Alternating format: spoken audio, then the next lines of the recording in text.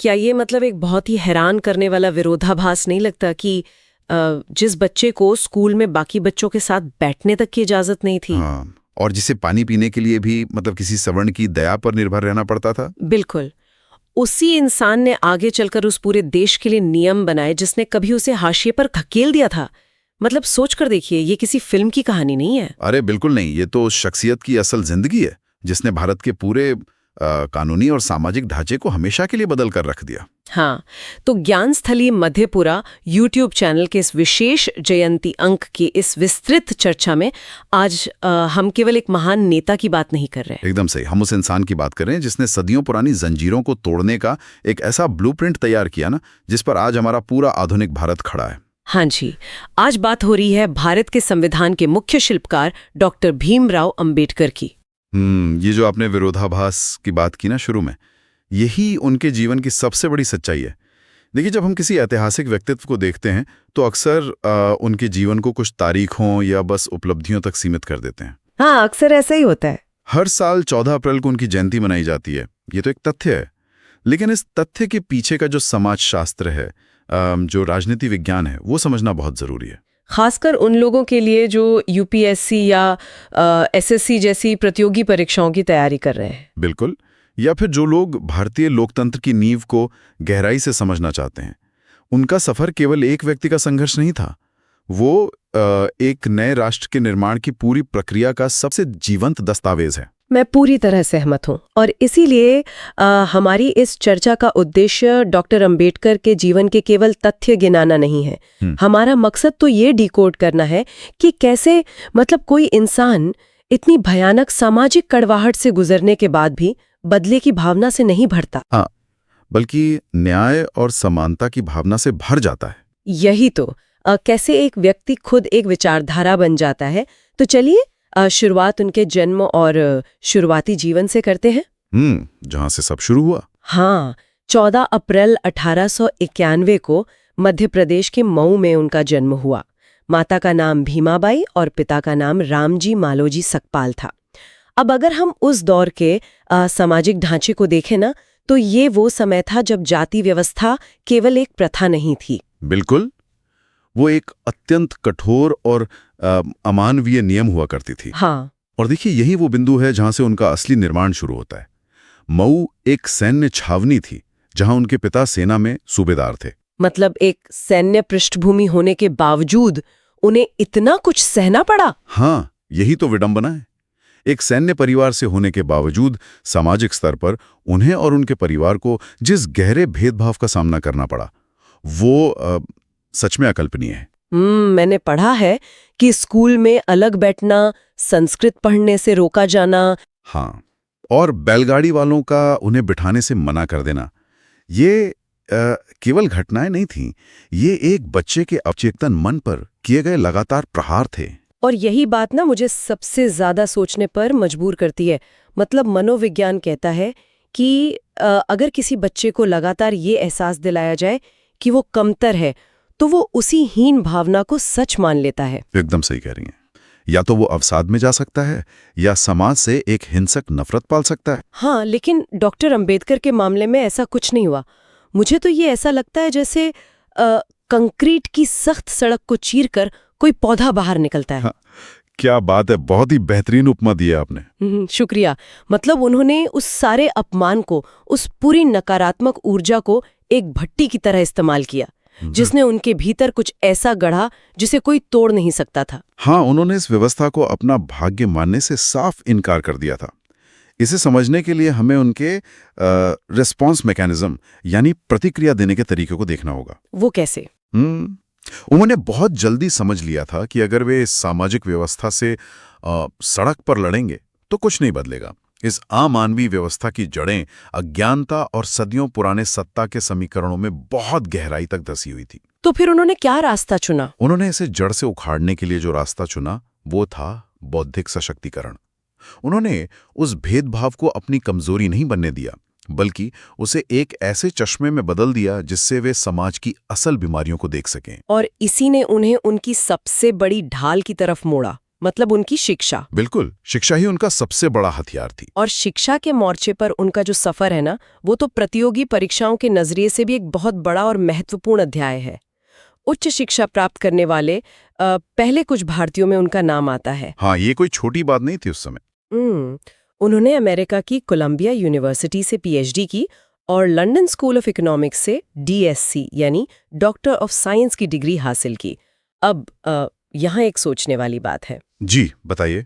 उस दौर में जब देश में एक बहुत बड़े वर्ग के पास बुनियादी मानवीय अधिकार तक नहीं थे, समाज का एक बड़ा हिस्सा अशिक्षा के घोर अंधेरे में था, तब 7 समंदर पार जाकर अर्थशास्त्र और कानून जैसी जटिल विधाओं में दुनिया के सर्वश्रेष्ठ संस्थानों से डिग्रियां हासिल करना। हाँ, ये तो मतलब ये तो बैलगाड़ी के युग में सुपरसोनिक जेट उड़ाने जैसा। हाँ, सच में ये सिर्फ असामान्य नहीं था, ये उस समय के सामाजिक ताने बाने के खिलाफ एक बहुत बड़ा बौद्धिक विद्रोह था।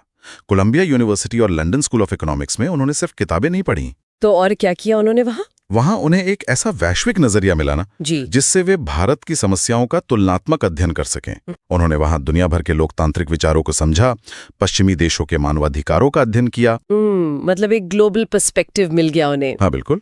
जब way the problem of the rupee जैसी थीसिस लिख रहे थे, तो वे सिर्फ एक अर्थशास्त्री के रूप में नहीं सोच रहे थे, वे एक ऐसे समाजशास्त्री के रूप में सोच रहे थे जो जानता था कि आर्थिक नीतियां समाज के आखिरी इंसान को कैसे प्रभावित करती हैं। अरे वाह, तो इसका मतलब ये हुआ कि उन्होंने शिक्षा को सिर्फ नौकरी पाने या अपना रुतबा बढ़ाने का जरिया नहीं बनाया। मुझे लगता है कि उन्होंने शिक्षा को एक हथियार की तरह इस्तेमाल किया। एकदम सटीक विश्लेषण है। मतलब एक ऐसा हथियार जिससे उस व्यवस्था को चुनौती दी जा सके जो उन्हें और उनके जैसे लाखों लोगों को दबा कर रखना चाहती थी। जब समाज आपको शारीरिक और सामाजिक रूप से जंजीरों में बांध देता है ना, तो उन जंजीरों को तोड़ने का एकमात्र तरीका बौद्धिक रूप से इतना शक्तिशाली हो जाना है कि सत्ता के गलियारों में कोई भी आपके तर्कों को नजरअंदाज ना कर सके। बिल्कुल सही। ज्ञान उनके लिए समाज की उन सदियों पुरानी जंजीरों को काटने की सबसे पहनी तलवार थे। जब वे भारत वापस आए तो वे केवल एक दलित युवा नहीं थे। हाँ, वो तो एक विशेषज्ञ बन चुके थे। वे कानून, अर्थशास्त्र और समाजशास्त्र के एक ऐसे विशेषज्ञ थे जिनके तर्कों के आगे बड़े बड़े विद्वान निरुत्तर हो जाते थे। क्या बात है। उन्होंने दुनिया को दिखाया कि बौद्धिक क्षमता किसी जाति या जन्म की मोहताज नहीं होती। और इसी बौद्धिक क्षमता का सबसे बड़ा प्रमाण हमें तब देखने को मिला जब स्वतंत्र भारत के निर्माण का समय आया। और यहीं से हम चर्चा के उस हिस्से में प्रवेश करते हैं जिसने आधुनिक भारत की नींव रखी, मतलब संविधान निर्माण। जी, ये सबसे अहम हिस्सा है। डॉक्टर अंबेडकर को भारतीय संविधान का मुख्य शिल्पकार कहा जाता है। संविधान सभा ने उन्हें प्रारूप समिति यानी ड्राफ्टिंग कमेटी का अध्यक्ष बनाया। हाँ, और उन्हीं के अथक प्रयासों से 26 जनवरी 1950 को हमारा संविधान लागू हुआ। लेकिन जब मैं ड्राफ्टिंग कमेटी का अध्यक्ष सुनती हूँ ना, तो मुझे ये एक बहुत ही तकनीकी और नीरस सा काम लगता है। क्या ये सिर्फ एक कमरे में बैठकर कुछ पन्नों पर कानून लिख देना भरता? अरे नहीं, ये शायद इतिहास के सबसे जटिल कामों में से एक था। इसे सिर्फ कानून लिखना समझना एक बहुत बड़ी भूल होगी। अच्छा, हाँ। तो कैसा था वो माहौल? देखिए, संविधान सभा कोई शांत जगह नहीं थी। वो एक ऐसा मंच था जहां पूरे देश की विविधता और विरोधाभास एक साथ टकरा रहे थे। जमींदार भी थे, किसान नेता भी थे, पूंजीपतियों के समर्थक थे और समाजवादी भी। मतलब हर विचारधारा के लोग वहां थे। हाँ, धर्म, भाषा और जाति के अनगिनत मतभेद वहां मौजूद थे। ड्राफ्टिंग कमेटी के अध्यक्ष के रूप में डॉक्टर अंबेडकर का काम एक ऐसे इंसान का था जिसे इन सभी परस्पर विरोधी विचारों को सुनना था, उनकी तार्किक समीक्षा करनी थी और फिर एक ऐसा रास्ता निकालना था जो देश को जोड़ सके। बिल्कुल सही। इस स्थिति को अगर हम एक उपमा से समझें तो कल्पना कीजिए कि आपको एक ऐसा कंप्यूटर ऑपरेटिंग सिस्टम तैयार करना है जो एक ही समय में सैकड़ों अलग-अलग और पुराने हार्डवेयर पर बिना क्रैश हुए चल सके। बहुत ही अच्छी उपमा दी है। हमारा भारत भी उस समय ऐसा ही था ना। 500 से ज्यादा रियासतें, इतनी सारी भाषाएं, धर्मों का जाल और भयानक आर्थिक असमानता। एक ऐसे देश के लिए सबके लिए एक समान नियम बनाना तो लगभग नामुमकिन काम लगता है। हाँ, और उस ऑपरेटिंग सिस्टम को न सिर्फ उन सारे हार्डवेयर को साथ लेकर चलना था, बल्कि उसे भविष्य के अपडेट्स के लिए भी तैयार रहना था। क्या बात है। बिल्कुल। डॉक्टर अंबेडकर की सबसे बड़ी खूबी यही थी कि उन्होंने संविधान को केवल एक कानूनी किताब नहीं बल्कि सामाजिक बदलाव का एक मैनिफेस्टो बना दिया। वो कैसे? जब उन्होंने मौलिक अधिकारों को ड्राफ्ट किया तो उसमें अनुच्छेद 17 को शामिल कर छुआछूत जैसी प्रथा का कानूनी रूप से अंत कर दिया। ये तो बहुत ही क्रांतिकारी कदम था। और उन्होंने राज्य के नीति निर्देशक तत्वों को भी शामिल किया। हाँ, ये नीति निर्देशक तत्व अक्सर प्रतियोगी परीक्षाओं में पूछे जाते हैं, लेकिन इनका असल काम क्या था? देखिए, नीति निर्देशक तत्व एक तरह से आने वाली सरकारों के लिए एक नैतिक और नीतिगत कंपास थे।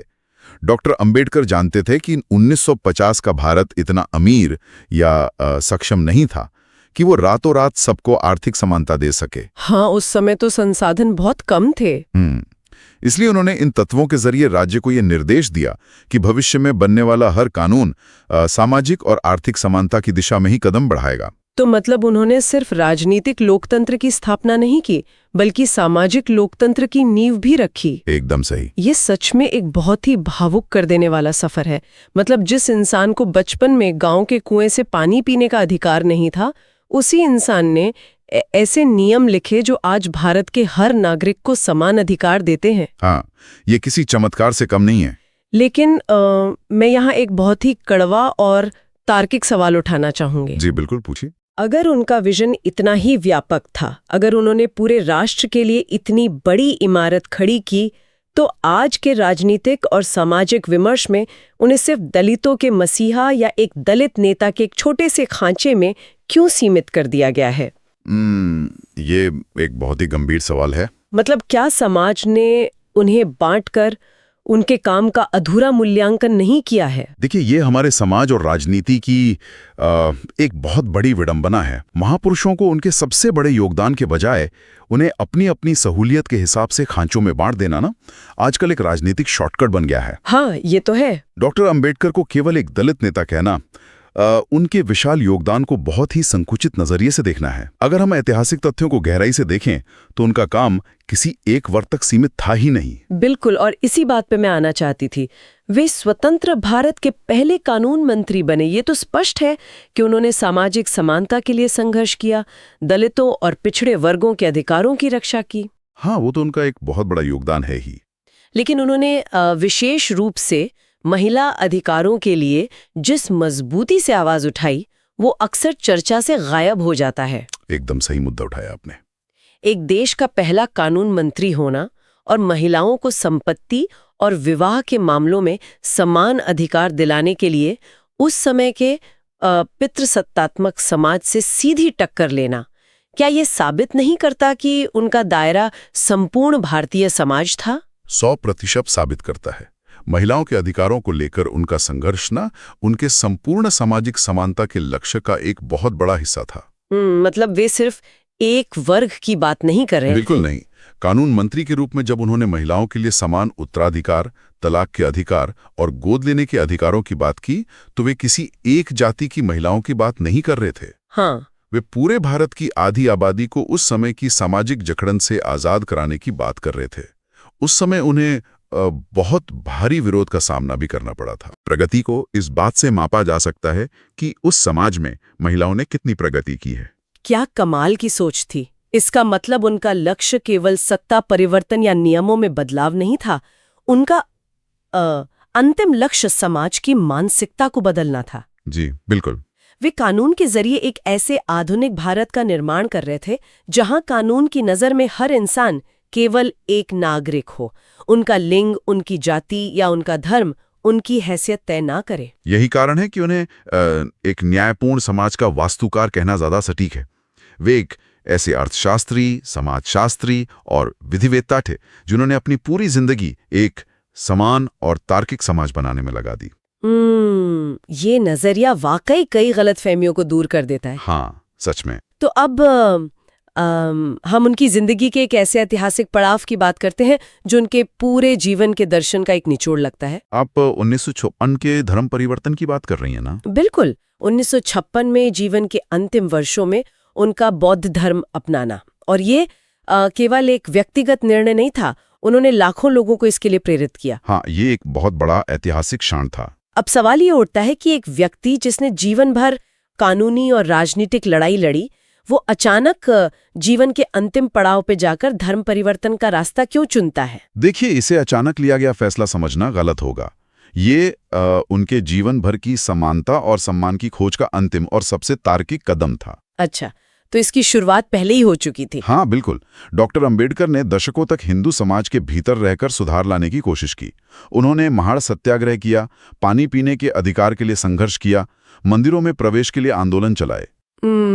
हाँ, उन्होंने बहुत प्रयास किए। लेकिन अंततः वे इस नतीजे पर पहुंचे कि कुछ सामाजिक ढांचों के भीतर पूर्ण समानता और मानवीय गरिमा हासिल करना असंभव है। तो मतलब ये कदम एक तरह से उस पुरानी व्यवस्था से एग्जिट लेना था जो उन्हें समानता देने को तैयार नहीं थी। बिल्कुल, ये एक स्ट्रक्चरल एग्जिट था। उन्होंने बौद्ध धर्म को इसलिए चुना क्योंकि ये भारतीय जड़ों से गहराई से जुड़ा हुआ था और ये मूल रूप से करुणा, प्रज्ञा और समता के सिद्धांतों पर आधारित था। जहां जन्म के आधार पर कोई भेदभाव नहीं था। एकदम सही। 1956 का वो धर्म परिवर्तन केवल एक धार्मिक अनुष्ठान नहीं था, वो लाखों लोगों के लिए एक मनोवैज्ञानिक और आध्यात्मिक मुक्ति का क्षण था।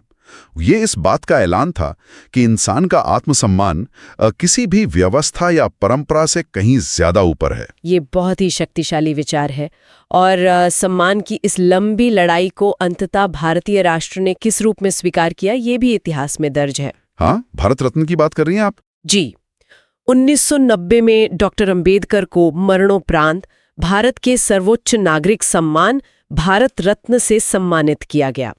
हालांकि यह सम्मान उन्हें उनके निधन के कई दशकों बाद मिला, लेकिन एक राष्ट्र के नजरिए से यह एक बहुत बड़ा मील का पत्थर है। सच कहूं तो 1990 में मिला भारत रत्न केवल धातु का एक टुकड़ा या एक प्रमाण पत्र नहीं है। तो फिर क्या है? ये इस बात की आधिकारिक और राष्ट्रीय स्वीकृति है कि भारतीय राष्ट्र ने अंततः डॉक्टर अंबेडकर की विचारधारा को, उनके आजीवन संघर्ष को और देश के निर्माण में उनके अद्वितीय योगदान को अपने सर्वोच्च आदर्शों में शामिल कर लिया है। बहुत खूब। यह इस बात की भी स्वीकृति है कि अगर भारत को एक मजबूत और प्रगतिशील देश बनना है तो उसे डॉक्टर अंबेडकर द्वारा दिखाए गए संवैधानिक और सामाजिक समानता के रास्ते पर ही चलना होगा। तो इस पूरी विस्तृत चर्चा से हम क्या निष्कर्ष निकाल सकते हैं? ज्ञानास्थली मधेपुरा के इस विशेष जयंती अंक में हमने उनके जन्म से लेकर संविधान निर्माण और फिर उनकी अमर विरासत तक का सफर तय किया। हाँ, बहुत ही अद्भुत सफर रहा ये सब देखकर ना एक बात पूरी तरह स्पष्ट हो जाती है। डॉक्टर भीमराव अंबेडकर सिर्फ इतिहास के पन्नों में दर्ज एक नाम नहीं है, वह एक विचारधारा है। बिल्कुल, एक पूरी विचारधारा। एक ऐसा विचार जो ये बताता है कि विपरीत परिस्थितियों से कैसे लड़ा जाता है, कैसे शिक्षा को ताकत बनाया जाता है और कैसे अपने अधिकारों के साथ साथ दूसरों के अधिकारों की भी रक्षा की जाती है। वे एक ऐसा प्रकाश स्तंभ है जो आज भी हमें रास्ता दिखा रहा है। जब तक हमारे समाज में असमानता का एक भी अंश मौजूद है, जब तक हाशिए पर खड़े आखिरी इंसान को पूरा न्याय नहीं मिल जाता, तब तक डॉक्टर अंबेडकर के विचार और उनका संघर्ष प्रासंगिक रहेगा। बिल्कुल सही कहा आपने। उनका जीवन हमें यह सिखाता है कि लोकतंत्र केवल एक राजनीतिक ढांचा नहीं है, बल्कि एक जीवन शैली होनी चाहिए जो समानता और भाईचारे पर आधारित हो। बहुत ही गहरी बात कही आपने। और ज्ञानस्थली मधेपुरा के इस मंच का भी यही प्रयास है कि ऐसी जानकारियां जो केवल सतही तथ्यों तक सीमित न रहकर किसी विषय की गहराई तक जाती हैं, वे ज्यादा से ज्यादा लोगों तक पहुंचे। हाँ, यही हमारा असली मकसद है। अगर इस चर्चा ने सोचने पर मजबूर किया है तो इसे लाइक और शेयर करना केवल एक वीडियो का समर्थन करना नहीं है, बल्कि उस तार्किक और न्यायपूर्ण विचारधारा को आगे बढ़ाना है जिसकी आज हमारे समाज को सबसे ज्यादा जरूरत है। एकदम सही। ज्ञान को खुद तक सीमित नहीं रखना चाहिए, उसे बांटना ही सच्ची शिक्षा है। तो आज की ये गहरी चर्चा हम यहीं समाप्त करते हैं। हमने देखा कि कैसे वो बच्चा जिसे कभी कक्षा के बाहर बिठाया जाता था, अपनी बौद्धिक शक्ति के बल पर पूरे देश के भाग्य का विधाता बन गया।